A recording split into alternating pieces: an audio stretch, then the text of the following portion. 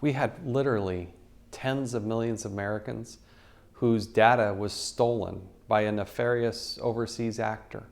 But it was entirely preventable. So to be responsible, we better learn from our mistakes so that it doesn't ever happen again. But it put a lot of people in peril. It really did. There was this mentality that if they were protecting the perimeter, anything that was going on inside must be just fine. But the problem is they had sort of leapfrogged or jumped past this wall and were on the inside with credentials that they really shouldn't have had. So with some basic hygiene, some good tools, an awareness, and some talent, they really could have prevented this. And that's what we try to draw out on this report, is that this didn't have to happen. And they were too swift to try to mislead Congress. They were too swift to try to cover it up.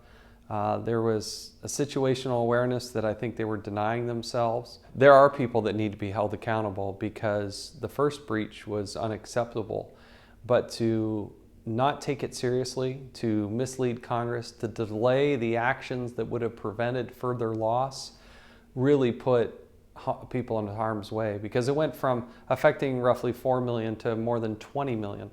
And then you had additional information that was extracted, such as people's fingerprints and other really sensitive data, particularly for people who are dealing in very confidential, classified types of settings. This was a very extensive investigation, and despite all the problems, I do have hope that Beth Colbert, who is the new Office of Personnel Management Director, I think they've got the right person, and they're making some major changes. But unfortunately, you get tens of millions of people whose information is already gone, and there's no putting that genie back in the bottle.